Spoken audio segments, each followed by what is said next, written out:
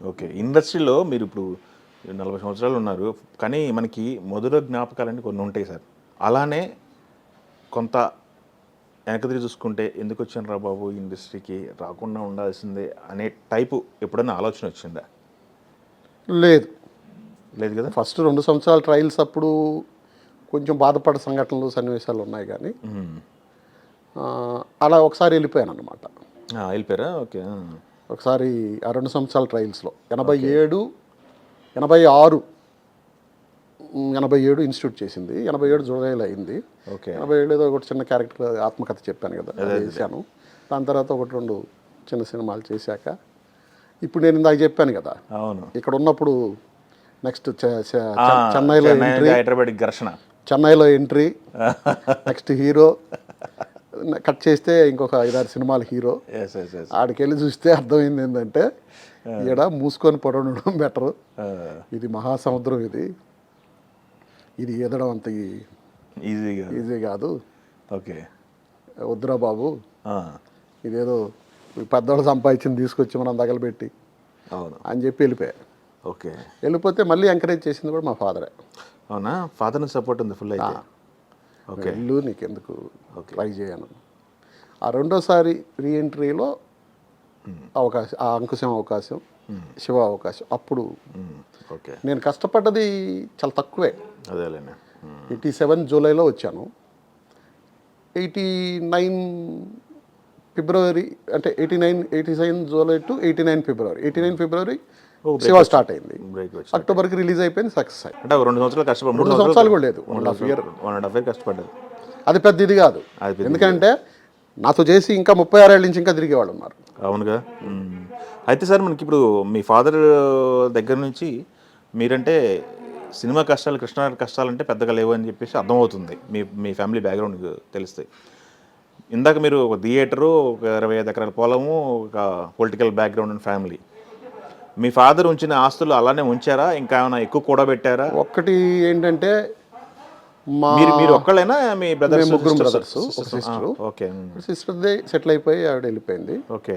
ముగ్గురు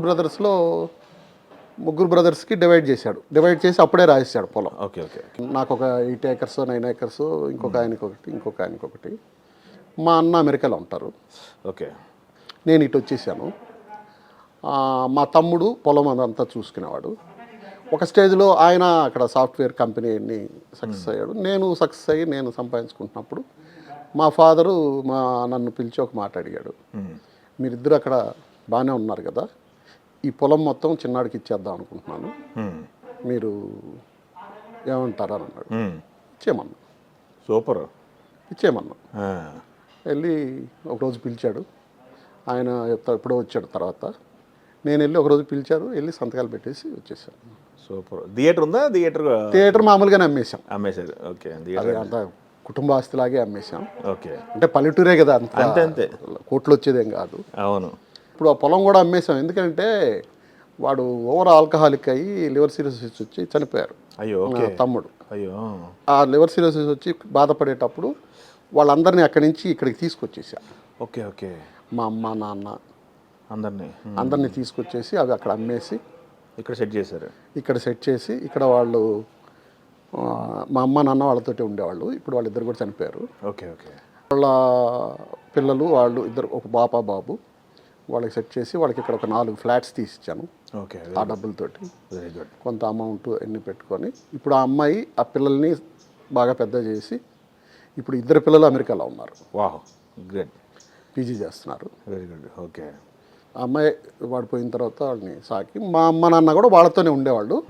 నేను వెళ్ళి వాళ్ళకి ఏం కావాలన్నా చూసి పెట్టేవాళ్ళు. అంటే నేను రోజు వెళ్ళకపోయినా ఏదన్నా నీడ్ ఉంటే, హాస్పిటల్ నీడు, నాకున్న ఇన్ఫ్లుయెన్స్ ఉంటుంది కదా, అపాయింట్మెంట్ కావాలి, లేదంటే ఇంకేమన్నా ఇంటికి పిలిపించాలి, ఇట్లాంటివన్నీ నేను చూసుకునేవాడిని. సూపర్. మిగిలినంతా ఆయనకి మొన్న చనిపోయే వరకు పెన్షన్ వస్తుంది.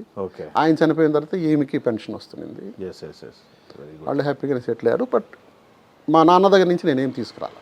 ఇప్పుడు నేను అనుభవించేది ఏదైనా ఉంటే నా పిల్లల్ని సాకింది కానీ నా కష్టార్జితం. నా కష్టార్జితం దీంట్లో నేను కొంత కాజేశాను. ఏ రకంగా సినిమాలో కొంత పోయింది. ప్లస్ స్వతహాగా నాకు కొంచెం ఖర్చు కూడా ఎక్కువ. ఏ రకంగా ప్యాకెట్ ఏమైనా ఉందా, జోదాలు ఏమైనా ఉన్నాయా, కోడి పందాలు కానీ? జుదాలని కాదు, జుదాలు కూడా కొన్ని ఉండేవి. Social service. Okay okay. నా వైఫ్ గురించి కొంత టెంపుల్స్కి డొనేట్ చేసేవాడిని. Okay okay. మా ఊర్లో గుడి కట్టించాను నేను, ఏం మా గుడి అండి? బామ్మర్ది, మహాలక్ష్మీదేవి గుడి. ఓకే. నేను మా బామ్మర్ది కలిపి మా ఊర్లో కట్టాలనుకుంటున్నాను. అక్కడ మా ఊర్లో అన్నీ అమ్మేసి వచ్చేసాం కదా. అవునవును. ఇంకా ఇక్కడ అక్కడ కట్టినా ఎవరు లేరు చూసుకోవడానికి. అప్పుడు మా బావమరిది ఈజ్ ప్లానింగ్, వాళ్ళ ఊర్లో ఒక మామూలు చిన్న విగ్రహం ఉంటే దానికి మంచి గుడి ఏర్పాటు చేద్దామని. నాకు ఏదో ఒక అమౌంట్ వస్తేను ఇనిషియల్గా 1 లక్ష రూపాయలు నేనే పెట్టి ముందు స్టార్ట్ చేయమని, ఆ తర్వాత అది చెక్క లేచిపోయింది. అంత ఆయన పెట్టాడు. చాలా గ్రాండ్గా ఆయనే చేస్తాడు. ఓకే. ఒక 20-25 లక్షలు పెట్టి ఎవ్రీ మేలో ఉత్సవం చేస్తాడు. బా. మా సినిమాలో అందరూ వచ్చినారు, మన సినిమా వాళ్ళు. సూపర్. వారి శ్రీనివాసరావు, కెఎస్ రామారావు, రఘుబాబు, కృష్ణ భగవాన్, ఫ్రెండ్స్. రాజశేఖర్ జీవిత ఫ్యామిలీ, సుమా రాజీవ్ ఫ్యామిలీ. ఓకే. అందరూ ప్రతి సంవత్సరం ఎవరో ఒకరు వచ్చేవాళ్ళు. ఓకే. ఏ ఊరు సార్ ఇది? వాకాడు. వాకాడ్. Okay okay. గ్రాండ్గా చేసేవాళ్ళం. ఓకే. ఇప్పుడు నా వైఫ్ చనిపోయిన తర్వాత కొంచెం మానేసాం చేయడం. Okay okay. డిస్టర్బ్ అయ్యారు బాగా. డిస్టర్బ్ అయ్యారు, వాళ్ళు డిస్టర్బ్ అయ్యారు, మనం డిస్టర్బ్ అయ్యాము.